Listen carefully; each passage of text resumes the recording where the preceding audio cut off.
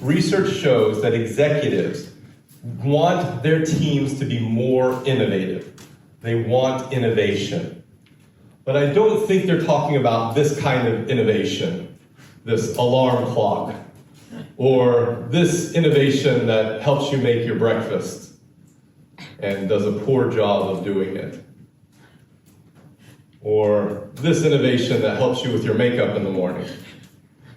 These videos come from an amazing woman, Simone Giertz. She has a YouTube channel that is very, very, very fun and educational. The challenge that we have is that most executives don't feel that their teams are creating enough innovation. They're unsatisfied with the level of innovation. And part of the reason, part of the cause, is that the teams we have tend to be very homogenous. They tend to be made up of people that are all the same. And so we have a picture from my book with a group of people all named John, and they want to hire someone new to their team, and a good fit would just be another John. But we need to think beyond just who's a good fit, who just is going to fit in with the team, and we need to think about who's going to be a good addition to the team, who's going to bring a new perspective. The challenge that we have is that in homogenous teams, in teams where everyone thinks the same, we tend to perform fairly high very quickly. We can talk to each other, we understand what each other is saying very quick. But in more diverse teams, in teams where there's many different viewpoints, it takes them a little bit longer to rise to a high level of performance, but ultimately they will outperform the more homogeneous teams. So the greatest mistake that I ever made was thinking that if I wanted to be an award-winning innovator, I needed to have a team of people who thought like me. So there I am, back in my office at the university, and I'm writing on my computer, writing an email, and there's a notification that comes up in the bottom of the screen. Ding! It's from an email address, un.org, which is the United Nations. And my mind is blown. Somebody from the United Nations is emailing me?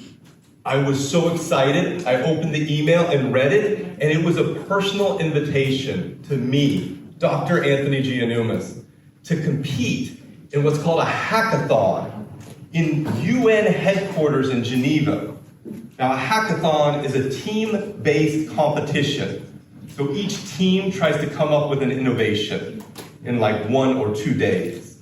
So I am thrilled, and I grab the email, I print it off, and I run over to my boss's office, waving the email, and I say, boss, could you please give me the money so that I can travel to Geneva and compete in this hackathon? This is my chance to make my name as a world-class innovator. And she looks me up and down with a raised eyebrow, and she said, Anthony, I tell you what, you haven't worked here very long, but I'm going to take a chance on you. I'm going to send you to Geneva, and I'm going to send a whole team with you. Now, my mind is blown. I'm going to get to go to Geneva with a whole team of experts to compete at this hackathon, at this competition. And so in my mind, I wanted to put together a group of superheroes. And so I thought to myself, you know what? I know a super engineer, a man named Dr. Edward. Dr. Edward works at my university, and he has an office 2 doors down from me. And you know who else I need? I need somebody who knows all about healthcare and epidemiology and things like that. And I knew exactly who. Dr. Samuel. He worked at the health sciences department in another building at my university. And I thought, I need a 3rd member of my team. I need someone who is just going to be able to come in and destroy the competition. And so again, I thought to myself, I know exactly who. Dr. John works at a different university. He's about 75 years old, but he gets invited all over the world to lecture on his area of expertise.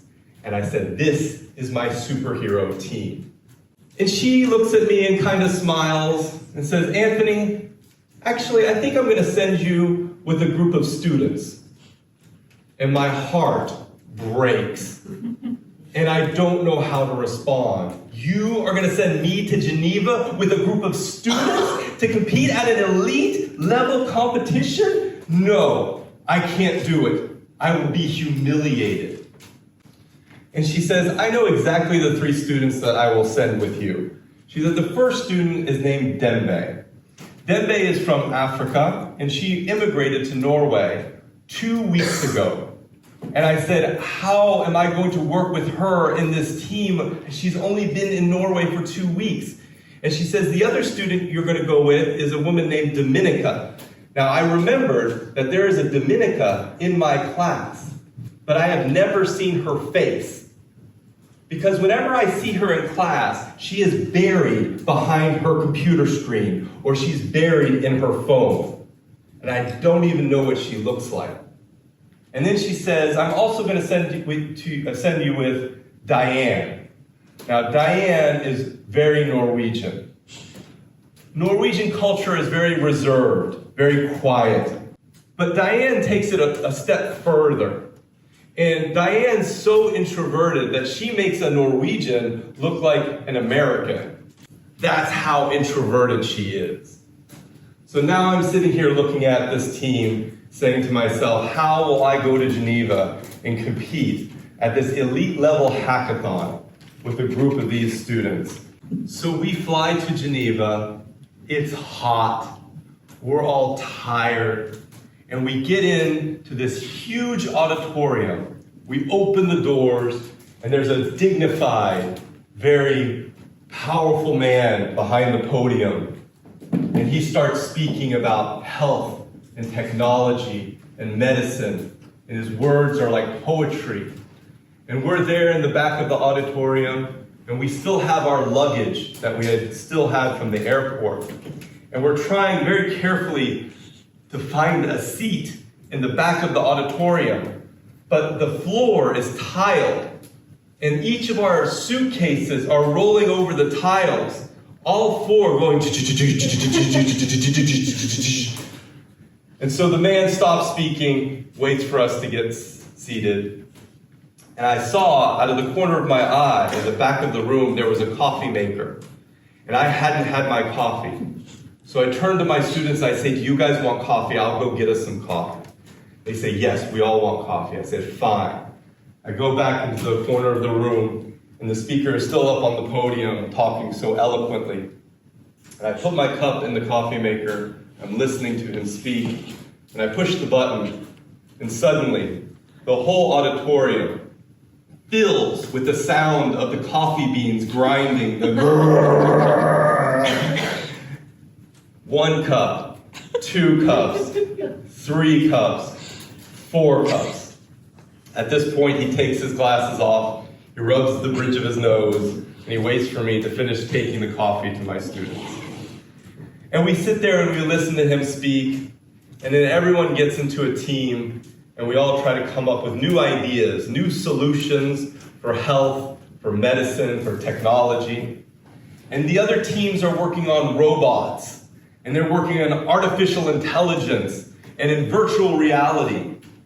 And the best idea that my team came up with was a website.